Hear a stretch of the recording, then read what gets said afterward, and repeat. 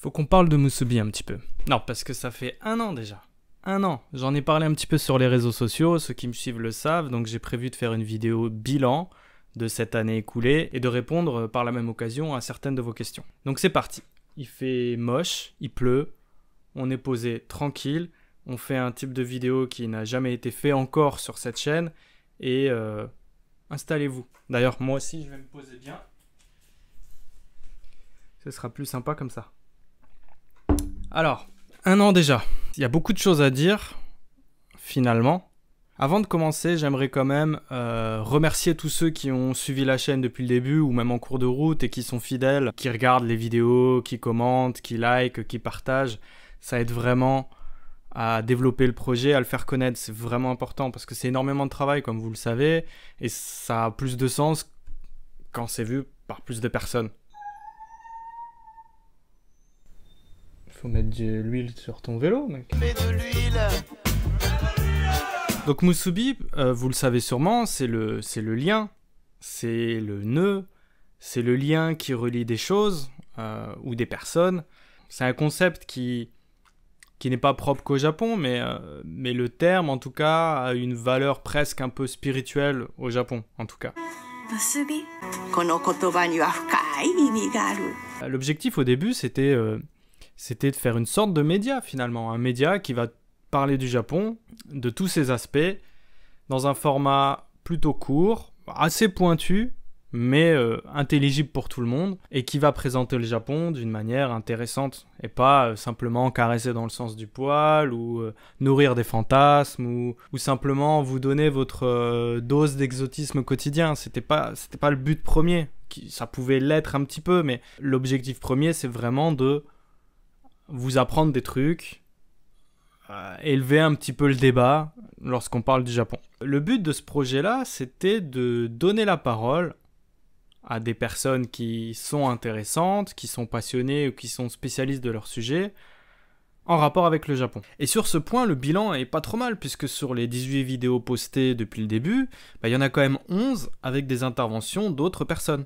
Donc l'objectif, c'était de faire plein de vidéos, plutôt en format carré, voire vertical, avec les sous-titres, avec des sujets variés, et à poster plutôt sur les réseaux de type Facebook, Instagram, c'est-à-dire des réseaux qu'on consomme avec son téléphone. Et c'est pour ça que j'avais fait des vidéos en format plutôt carré, plus adapté donc à ce type d'appareil, et puis avec des sous-titres, pour qu'on puisse les regarder partout, même dans le métro, sans le casque, parce que finalement, la plupart des vidéos qui sont regardées sur ces appareils, elles sont regardées sans le son. Mais bon, ça dépend aussi des réseaux sociaux. La première vidéo, c'est sur le Maneki Neko avec Joran. Joran, qui est une illustratrice qui a écrit 2 bouquins illustrés, donc sur la culture japonaise, très pointus sur les objets ou sur des aspects culturels très, très spécifiques. C'est quelqu'un que j'apprécie beaucoup parce que on se ressemble énormément sur cette envie d'aller gratter et d'aller voir un peu derrière, de comprendre pourquoi telle ou telle chose est pratiquée au Japon. Et en fait, c'est génial parce qu'il y a toujours plein de niveaux différents, et Joran, elle est très forte pour aller vraiment en profondeur des choses. Elle arrive à creuser et à trouver des trucs vraiment, vraiment pointus, donc bravo à elle. Bravo à elle, c'est vraiment du super taf ce qu'elle fait. Et donc, je l'ai sollicité pour le Maneki Neko, et première vidéo sur le Maneki Neko de la chaîne, donc, qui a été bien reçu, hein, même si les gens sont un peu déroutés. Ah ouais, bah c'est bizarre, c'est carré, c'est Joran, mais c'est Angelo qui annonce. Est-ce que c'est la chaîne de... Est-ce que c'est la chaîne YouTube de Joran? Bon, bref. Ça avait pas l'air d'être super clair pour tout le monde. Mais ça prouve bien aussi... Là, je parle de chaîne, mais finalement, au début, moi, je voulais pas faire une chaîne YouTube. Je voulais que ce soit aussi sur YouTube, mais c'était vraiment pas l'objectif. J'ai mis les vidéos sur YouTube, mais YouTube, au début, c'était au second plan. C'était vraiment pas le média sur lequel j'avais fait le plus d'efforts. J'avais vraiment créé des formats adaptés à Facebook et Instagram. Et c'était un casse-tête énorme parce que chaque réseau social a un autre format, a d'autres spécificités pour la gestion des sous-titres, et le pire c'était vraiment Instagram, parce qu'il n'y a aucun truc qui est adapté. IGTV, tout ça, c'est naze, ils ont un peu fait le ménage dans tout ça, mais vraiment Instagram c'était le pire à utiliser, quoi, pour les vidéos j'entends. Donc je vais revenir. Je poste la vidéo sur les Maneki Neko, c'est plutôt bien reçu, voilà. Ensuite j'enchaîne sur Chaplin.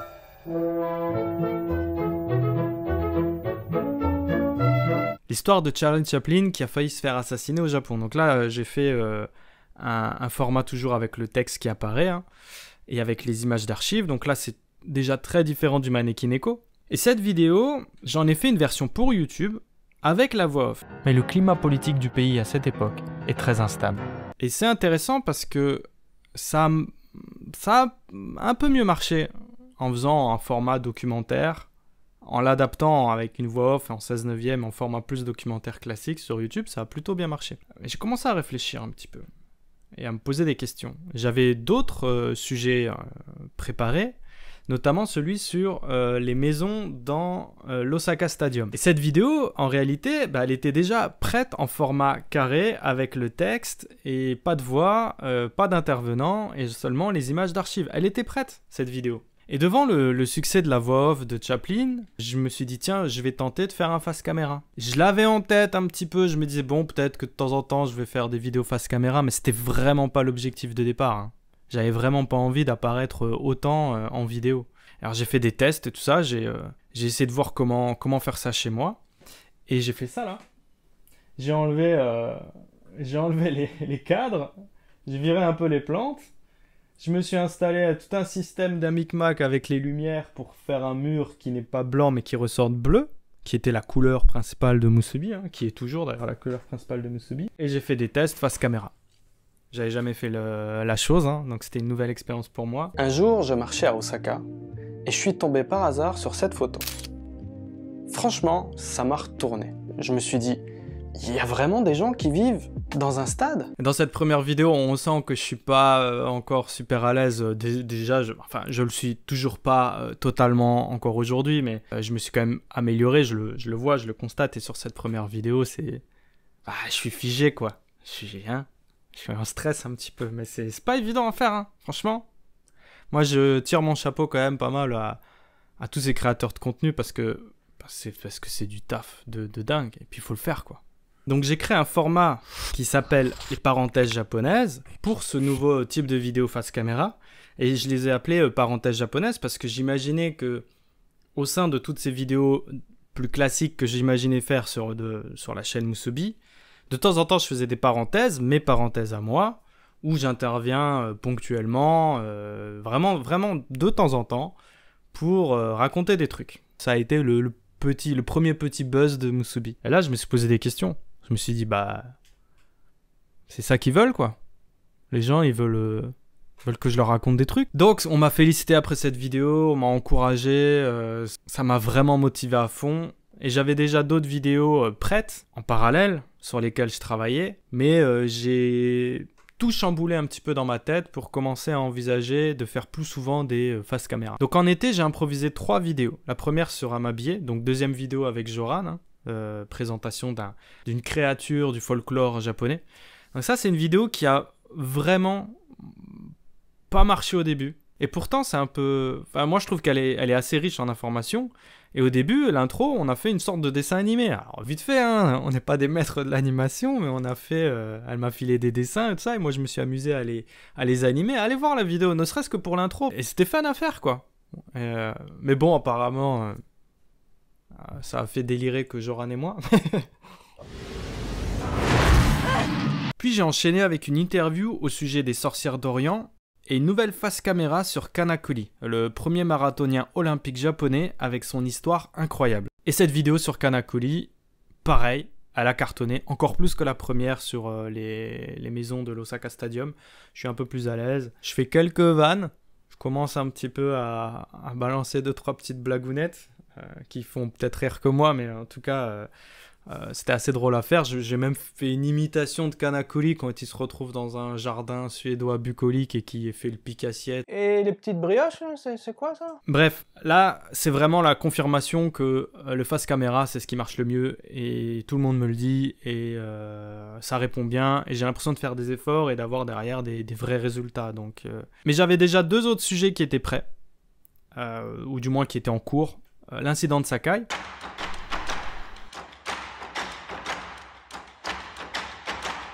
Avec une interview d'Eric pour en parler, qui est un Français qui vit au sud d'Osaka, donc à Sakai, et que je connaissais depuis longtemps. Et Morgane pour le soumier, pareil, que j'ai rencontré à l'occasion de la création de mon livre, hein, puisque c'est Morgane qui fait les illustrations qu'il y a dans mon bouquin sur le Japon. Et je pouvais pas ne pas parler de son travail parce que c'est extraordinaire ce qu'elle fait. Moi, j'adore vraiment toute la philosophie qu'il y a derrière, tout ce qu'elle raconte sur son processus artistique, sa vision, sa sensibilité sur les choses. Moi, je trouve ça super. Allez voir la vidéo, c'est une bulle d'oxygène calme, zen, hein, comme on dirait en France, et posée.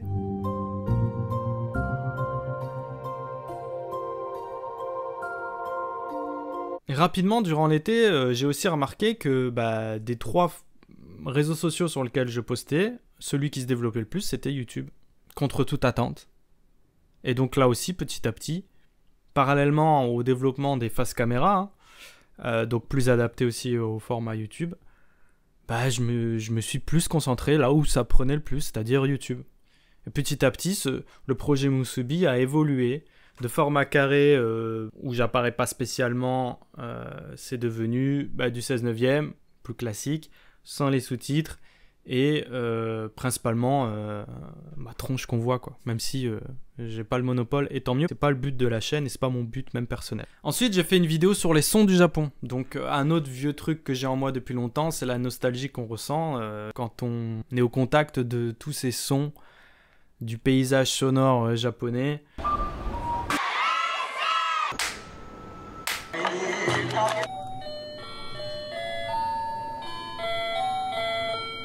Moi, c'est quelque chose qui m'avait marqué quand j'étais en France et que je pouvais pas aller au Japon et que je regardais des vidéos, des films ou mes vieilles vidéos que je filmais au Japon. Ce qui me foutait le cafard, mais de manière agréable et triste, donc mélancolique, c'était les sons, quoi.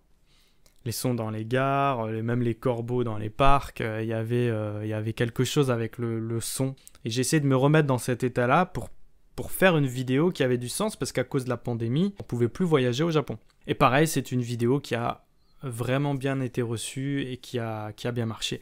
J'ai coupé la vidéo au milieu avec une pub un peu travaillée, rigolote à la japonaise sur mon livre, hein. C'était une manière un peu d'essayer de le promouvoir. Si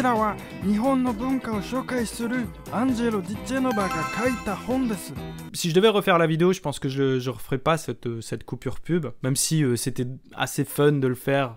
Et finalement, c'était pas complètement... comment dire, cette publicité japonisante reprend des codes aussi sonores du Japon et elle permettait aussi d'avoir l'impression d'être de nouveau un petit peu au contact de la culture japonaise du quotidien. Donc c'est un peu dans cette optique-là que j'imaginais cette coupure pub, mais ça reste une coupure, ça reste une cassure un peu dans le rythme de la vidéo, et je pense qu'aujourd'hui je ferai les choses différemment.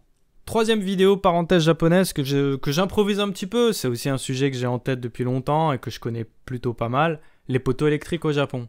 Pourquoi il y a autant de poteaux électriques au Japon? À aucun moment, je n'aurais imaginé l'impact de ce sujet-là spécifique. La vidéo a cartonné. Aujourd'hui, elle a plus de 5000 vues, mais à mon échelle, c'est la vidéo vraiment qui a cartonné le plus. Confirmation donc que les parenthèses japonaises allaient devenir le format principal. Ensuite, j'ai été contacté par Zoom Japon, qui est un média sur le Japon qui fait du super boulot avec des vrais articles hyper intéressants sur la culture japonaise. Et ils m'ont contacté pour me proposer une collaboration. Et on a discuté ensemble pour essayer de trouver un sujet sur lequel on pouvait travailler. Et on a défini Tora-san. Tora-san, qui est la plus longue saga de l'histoire du cinéma, un sujet assez peu connu. C'est une vidéo qui m'a demandé énormément de taf. C'est mon premier coup dur sur les formats parenthèses. Jusqu'à présent, c'était... ça ne faisait qu'augmenter en termes de vues à chaque vidéo postée. Et puis là, petit coup de mou. Au moral, ouais, c'est normal. Tu te dis, ah merde. Après, voilà, la vidéo, elle a quand même été appréciée. Et je suis fier du résultat de cette vidéo. Franchement, elle est vraiment pas mal. Si vous ne connaissez pas Tora-san, allez regarder la vidéo. Hein. Je vous mets tout dans les fiches. Hein. Là. Et je vous mets à chaque fois les liens correspondants dès que je parle d'une vidéo ou de quelque chose. Hein. Ensuite, nouvelle vidéo sur les JO de Tokyo 2020, donc le bilan un petit peu de la gestation de la gestation de ces Jeux Olympiades. Vidéo écrite en partenariat avec Jérôme Idarak. Donc là, c'est la première vidéo, on est vraiment à deux à écrire dessus, quoi. Il a fourni la plupart des informations à traiter, et puis moi j'ai agencé ça un petit peu à ma sauce. Et en hiver, j'ai eu la chance de faire une collaboration sur la chaîne Mysteria, grâce à Tony, un mec vraiment super sympa. C'est beau ce que tu dis.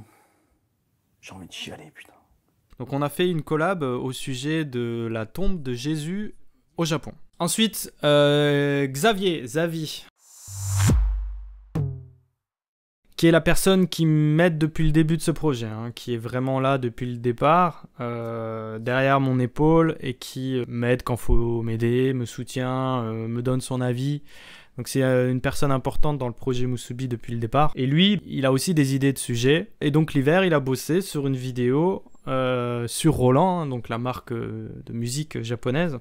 Introducing the world's most advanced rhythm machine, the Roland TR-808. Allez voir la vidéo, hein, parce que c'est sa première vraie expérience en vidéo. C'est assez impressionnant parce qu'il n'a pas de vraies notions au départ. J'étais là pour l'aider sur le côté technique, mais il a fait la vidéo, quoi. Il a fait le montage, il a fait le script, je l'ai aidé sur le script un petit peu, mais c'est lui qui a fait les recherches, c'est lui qui a agencé quand même les informations, c'est lui qui a fait le face caméra, c'est lui qui a fait le montage. Franchement, pour une première expérience, chapeau, quoi. Franchement, c'est bien, quoi.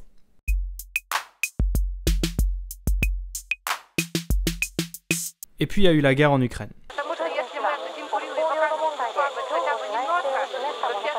J'ai réagi à ces événements en faisant une vidéo sur les relations tumultueuses entre la Russie et le Japon. Le litige des Kourils. Et c'est encore à ce jour la vidéo qui a le plus de résultats sur YouTube, parce que l'algorithme l'a fait monter, en fait, cette vidéo. Parce que sujet d'actu, parce que les mots-clés et tout ça, quoi. Ensuite, j'ai fait la vidéo sur les katanas avec Xavier, un autre Xavier, hein. Xavier Michel Tanaka, avec qui j'ai fait un entretien de presque 3 heures filmé. J'ai prévu d'aborder vraiment avec lui des sujets plus techniques sur la métallurgie propre, hein, sur la création, la forge. Mais il va falloir attendre un petit peu que je puisse aussi trouver le temps et voir comment faire pour faire un deuxième épisode avec lui. Est-ce que le sabre japonais était si tranchant ? L'était-il plus que les épées occidentales ? Ensuite, il y a eu les élections en France et j'ai fait cette vidéo sur les présidents français et le Japon.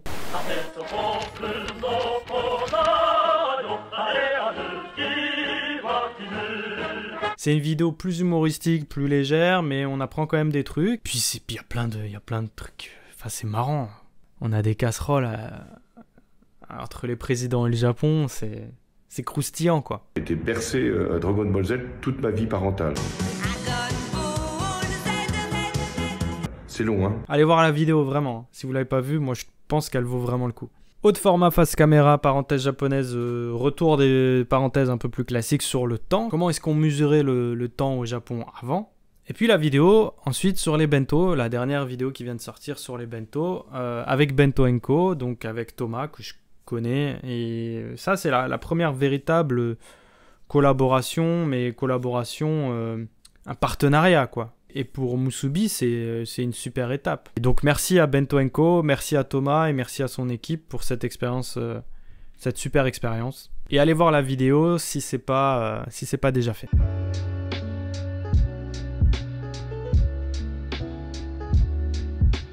Et donc on arrive aujourd'hui, 1 an plus tard, en été 2022. Et entre le départ et maintenant, le projet a quand même bien évolué, quoi. Je m'étais vraiment pris la tête au début, je voulais vraiment faire un truc très pro, très média, avec un générique systématique qui vient à chaque fois, sur lequel je me suis bien cassé la tête visuellement, et j'avais sollicité l'aide d'un ami, Mick Fallon, pour composer toute la partie sonore.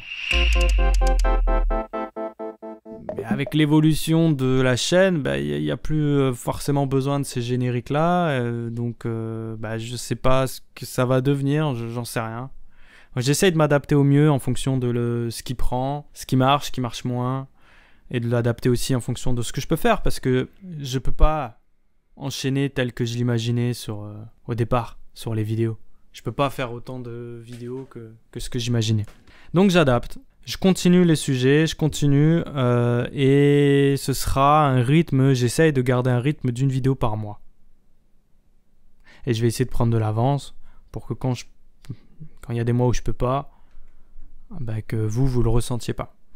Donc ça c'est l'objectif premier, puis ensuite on verra si ça évolue, si ça grandit, s'il commence à avoir un budget, si ça commence à évoluer et à grandir. Parce que Musubi a atteint la barrière symbolique de la monétisation. C'est-à-dire que Musubi a dépassé les 4000 heures de vues depuis peu et peut souscrire maintenant au programme partenaire YouTube pour avoir de la monétisation. Donc au début c'est dérisoire. Je crois que là il y a 124 yens, un truc comme ça. Donc c'est de toute façon YouTube il fout des pubs sur les vidéos, que tu monétises ou pas. Donc autant que ça revienne à Musubi, tu vois. Donc la monétisation commence. Mais si un jour ça évolue et qu'il y a un petit budget qui arrive et qu'il y a moyen de... Ah, le soleil! Et qu'il y a moyen de se professionnaliser, de proposer plus de contenu, de payer les intervenants et tout ça, ouais, carrément, ce serait super, ce serait génial. C'est pour ça que j'envisage aussi, parce que on m'a envoyé plusieurs fois des messages en direct, des messages privés, pour me demander est-ce qu'il y a moyen de soutenir la chaîne, est-ce qu'on peut vous aider financièrement. Et Tipeee, Utip, tout ça, c'est des trucs qui sont valables surtout en France, quoi. Moi, je suis au Japon, j'ai plus rien en France, j'ai plus de compte en banque en France, et la seule plateforme qui peut fonctionner avec moi, c'est probablement Patreon. Et je sais pas si je le prononce bien. Mais je sais pas si c'est bien, si c'est une bonne idée ou pas. Ben, dites-moi d'ailleurs si vous trouvez que ça peut être intéressant, s'il y a des gens qui sont intéressés pour soutenir le projet financièrement sur Patreon. Dites-moi dans les commentaires.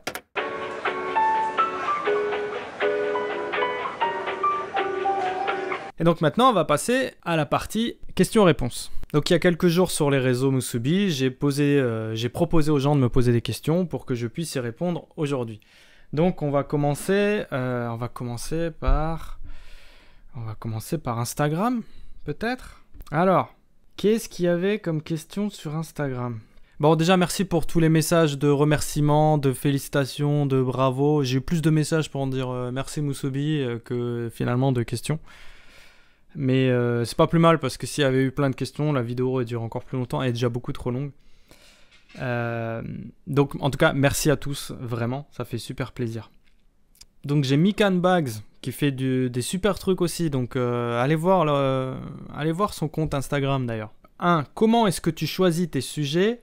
2. Comment est-ce que tu entreprends tes recherches une fois que tu as choisi ton sujet? Bonne question. Comment est-ce que je choisis mes sujets? Eh ben c'est plein de trucs, mais attends. C'est plein de trucs, mais surtout, comment est-ce que je choisis mes sujets? Les bouquins. Ça, c'est qu'une partie, parce que j'ai pas beaucoup de place. En France, j'en avais beaucoup plus. Mais c'est la lecture, quoi. Et il y en a, je les ai poncés, quoi. Ça, par exemple, c'est un bouquin sur les textes des missionnaires jésuites espagnols et portugais au Japon au XVIe siècle. Je mets des annotations, je surligne et tout ça. Donc, j'ai prévu de faire une vidéo sur ça, d'ailleurs. Voilà. Super bouquin que je conseille vraiment. Fukushima 10 ans après.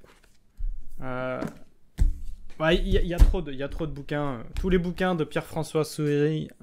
Oula, vas-y, mise au point. Voilà, ça, super, ce qu'il fait. Un historien sur le Japon qui fait vraiment de super taf. Ça, par exemple, dans ce bouquin, c'est dans ce bouquin que j'ai eu l'anecdote sur Chaplin. Ça, j'en profite juste pour en parler rapidement.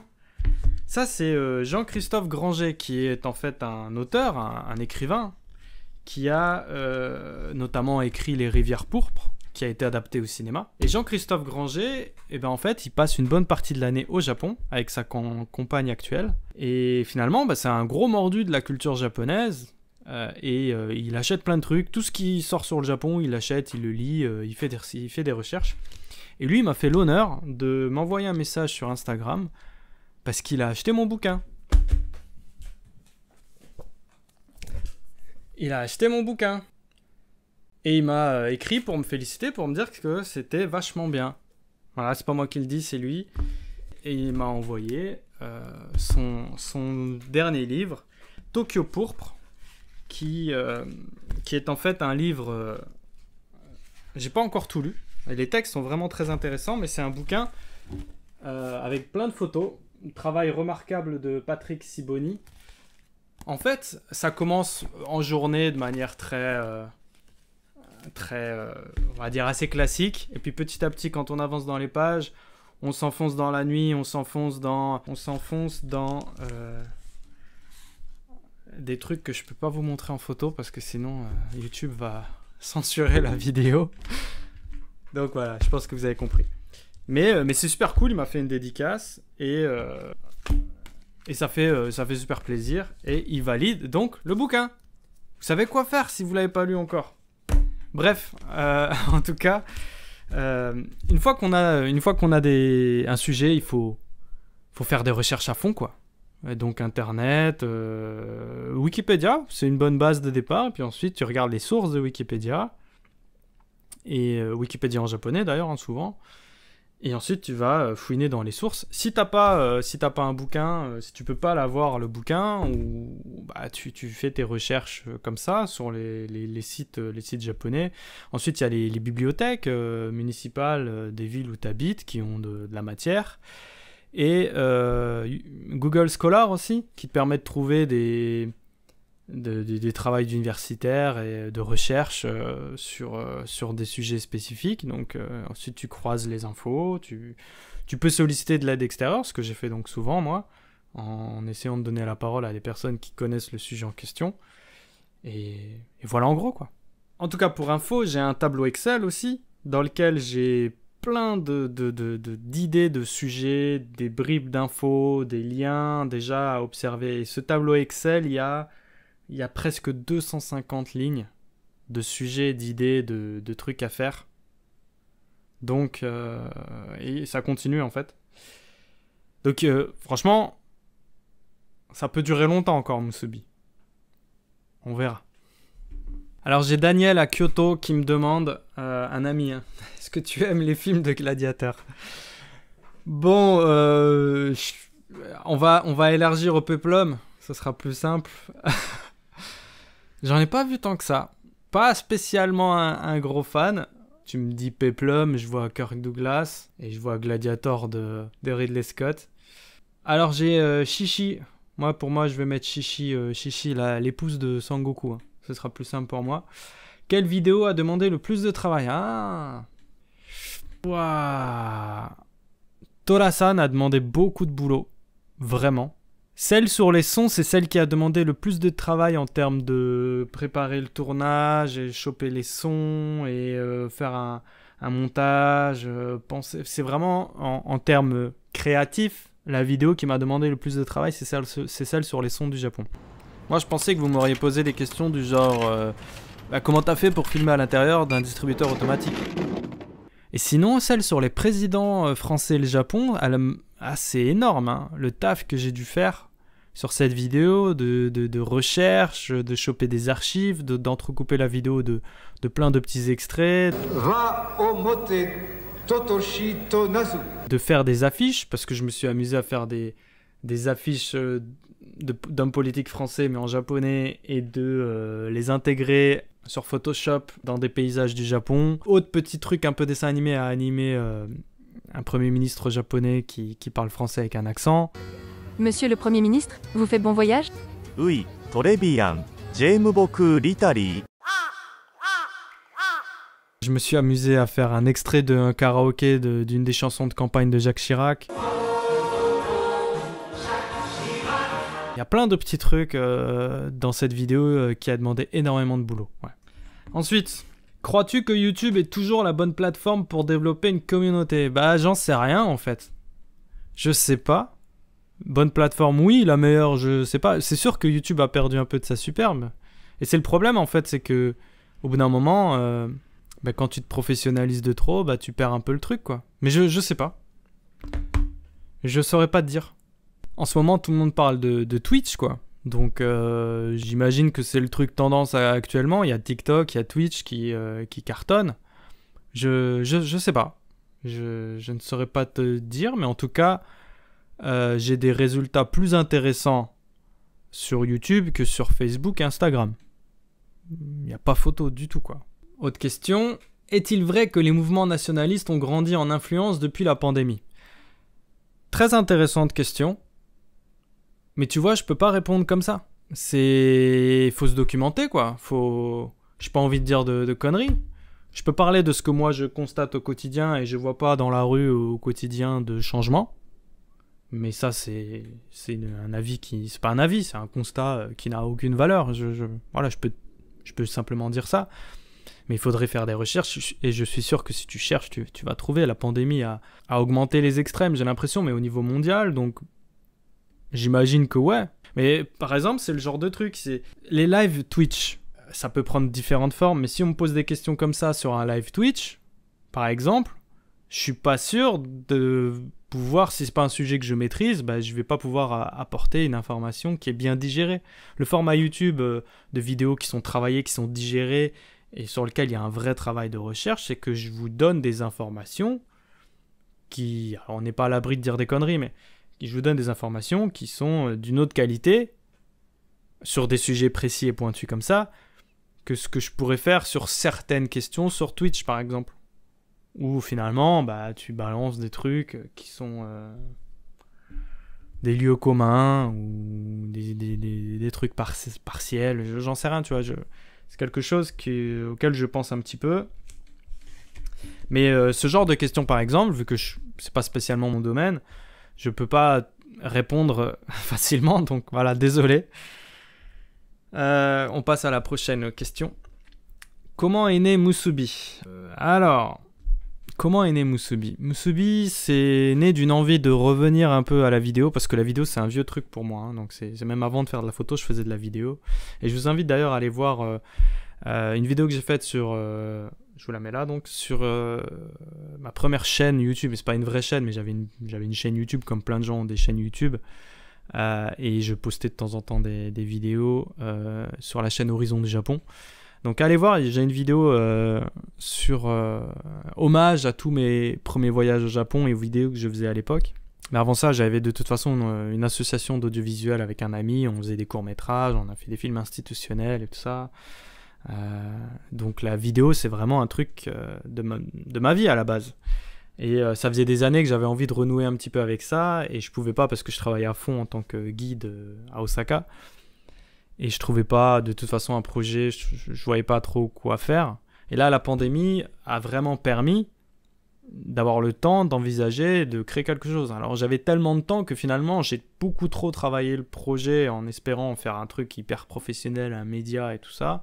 Alors que j'aurais dû y aller un peu plus franco, un peu plus bricolé, et voir après les choses comment évoluent. Donc j'ai quasiment, pendant plus de 6 mois, voire 8 mois, j'ai réfléchi au projet pour voir comment faire et quoi faire, et penser à un nom, et penser à un logo, et penser à des formats différents. Et j'ai beaucoup trop attendu, j'aurais dû commencer plus tôt. Mais Musubi est né de cette envie de renouer avec la vidéo, de toujours parler du Japon parce que c'est ce que j'aime faire, j'aime transmettre, partager des choses sur le Japon, et de l'aléa de la pandémie, quoi. Voilà en gros comment est né Musubi. Ah, j'ai Ichiban Japan, Guigui, l'ami, qui me demande de manière très sérieuse: que penses-tu de la pizza au Japon? Réponds-moi en m'insultant au passage, s'il te plaît. Alors, tu veux que je t'insulte? Ok. Alors, Vafa Napoli. Vafa Napoli. Voilà, comme ça c'est fait. Et alors, la pizza au Japon, bah écoute, pour un pays aussi loin de l'Italie, c'est pas mal du tout quand même. Enfin, on trouve des bonnes pizzas, il y a plein de trucs imbuvables, mais c'est pas mal en fait. Le niveau a bien augmenté. Hein. Moi, je suis pas de Paris, donc je suis de Strasbourg, et à Strasbourg, j'ai pas le souvenir d'avoir mangé une pizza correcte dans ma vie, dans mon enfance en tout cas à Strasbourg. Il n'y a rien qui ressemble à une vraie pizza napolitaine. Et au Japon, j'en trouvais. Ce qui est quand même dingue. Aujourd'hui en France, il y a de quoi faire. Je suis sûr qu'à Strasbourg maintenant il y en a. Puis à Paris, il y a eu un boom des pizzas qui s'est développé il y a quelques années. Donc on trouve des trucs de qualité en France aussi et sûrement dans des plus petites villes. Donc ouais. Mais au Japon, c'est pas mal.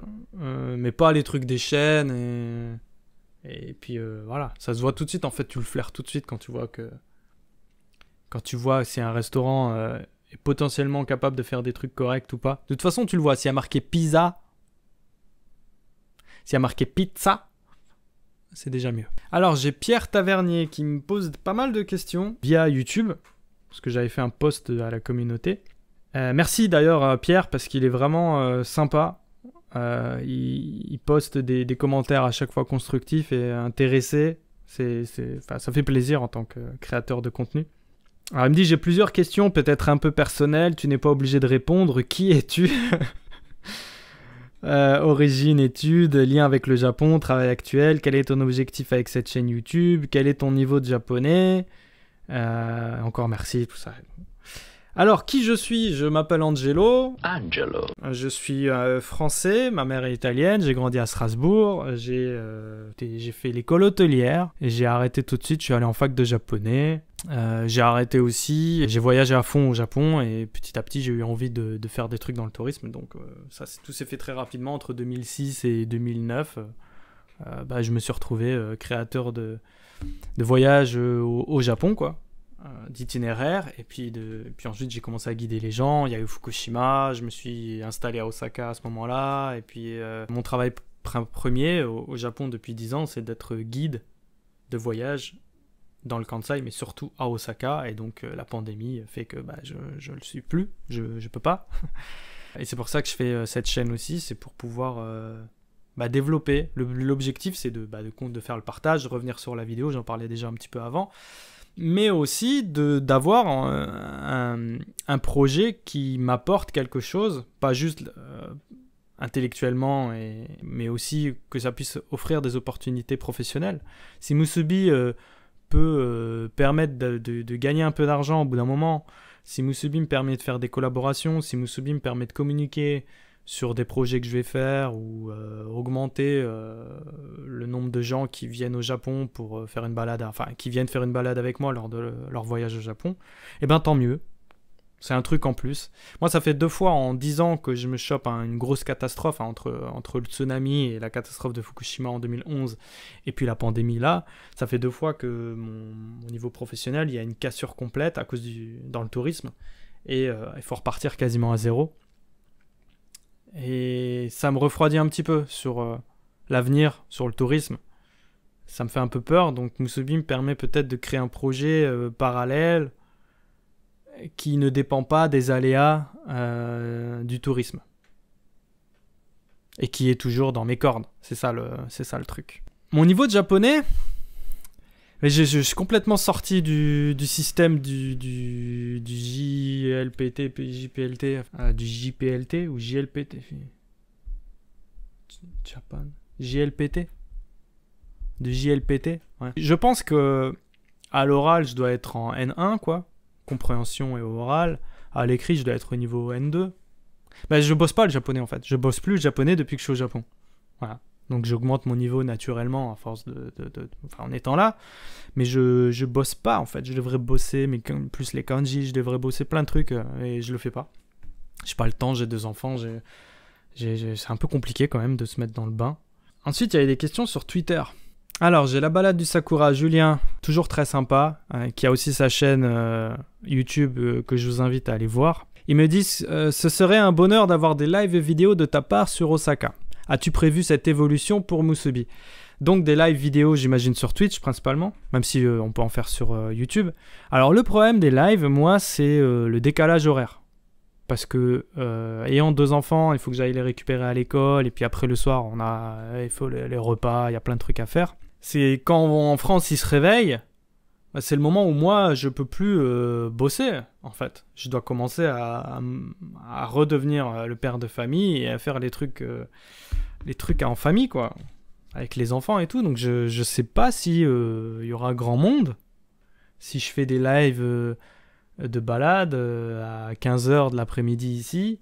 Ça fait tôt le matin en France, j'en sais rien. Moi, il y a un truc qui me dérange un petit peu, c'est le fait d'avoir cette caméra et tu te balades et tu filmes tout le temps tout le monde en permanence, quoi. Faut être à l'aise un petit peu avec ce côté-là, de te parler dans la rue, tout seul comme un clampin, là. faut tester, je sais pas. Peut-être un jour. Mais là, avec la vie de famille, c'est pas évident. J'ai Tonton Ced, Japon, qui me demande plutôt tradition ou modernité. Eh ben, ni l'un ni l'autre. Moi, j'aime le Japon du quotidien, qui a le cul entre deux chaises, qui est les deux à la fois et rien du tout en même temps. Mais je réponds trop sérieusement, donc non. Le Japon du quotidien. Voilà. J'ai Sébastien qui me demande pour les lives aussi, je réponds comme pour Julien, peut-être. Mais à quelle heure tu te réveilles, toi? J'ai Daily qui me demande quel est le son que tu préfères au Japon. Donc, en lien avec la vidéo sur les sons du Japon. Le son que je préfère au Japon, il y en a plusieurs, mais moi, il y a les jingles de la Yamanote à Tokyo qui me rappellent mes premiers pas au Japon, mes premiers séjours au Japon, et qui me foutent une mélancolie à chaque fois, mais qui font vraiment plaisir.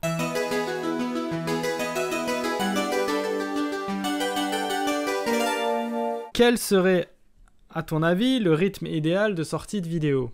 Idéal, c'est une fois par semaine. C'est ce que apparemment tout le monde veut faire. C'est juste pas possible. Je peux pas faire des vidéos comme je les fais actuellement, travailler comme ça, tout seul, une fois par semaine. C'est juste pas possible. Si j'ai un monteur, si j'ai d'autres personnes pour m'aider à l'écriture, ouais, pourquoi pas. Ou si j'ai un spot spécial dans la baraque pour pouvoir faire des vidéos. Parce que là, c'est chiant, je dois tout enlever, je dois remettre le setup, je dois refaire la lumière. D'ailleurs, j'ai un cadre qui est pas droit. Ça prend des plombes, quoi. Donc, moi, l'objectif là, pour l'instant, c'est une fois par mois. Et si ça peut être plus, on verra. J'ai Six Reel, que je connais un peu. Continueras-tu sur le même rythme à faire des vidéos quand tu pourras reprendre les Osaka Safari, donc les visites? Ou prévois-tu de modifier les choses pour pouvoir faire les deux? Eh ben, ouais, ça, c'est la bonne question. L'objectif, ce sera de continuer. C'est pour ça que je veux prendre de l'avance sur les vidéos pour pouvoir continuer de poster, même quand j'enchaîne comme un malade pendant les hautes saisons touristiques. On verra, hein, l'objectif premier, ce sera d'assurer les demandes de visite. Hein, c'est le point essentiel, le primordial. Mais j'ai pas envie d'abandonner Musubi. Vraiment pas. Donc ça continuera, j'espère que je arriverai à tenir le rythme d'une fois par mois, quand même, malgré tout. Je crois que j'ai une question encore. Ouais, j'avais Sophie qui me demandait comment tu choisis les sujets que tu traites. J'ai répondu avant, les bouquins à fond, mais pas seulement, sur Internet. Quand je vois un tweet, quand je vois un article sur un sujet qui m'intéresse ou que je trouve intéressant, je me dis tiens, je le mets de côté, et puis un jour je approfondis le sujet.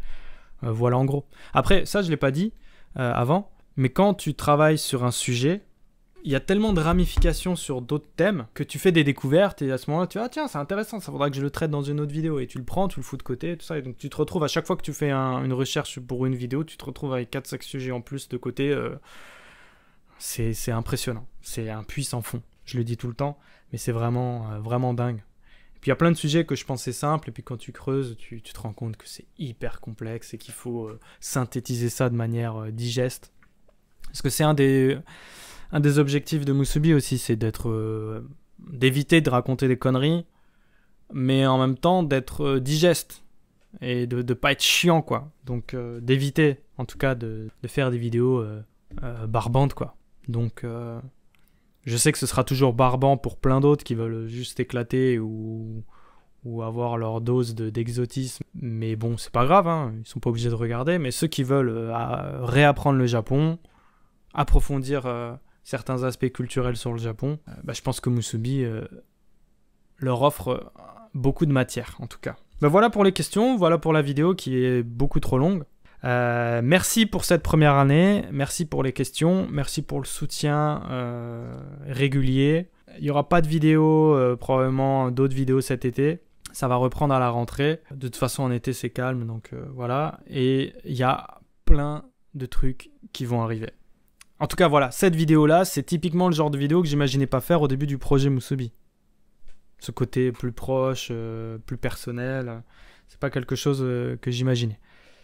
Mais c'est pas plus mal, c'est intéressant. Donc je suis assez content quand même de la tournure des choses et je compte sur vous pour la suite. Abonnez-vous si c'est pas fait, continuez de soutenir la chaîne. Merci à tous et puis à bientôt.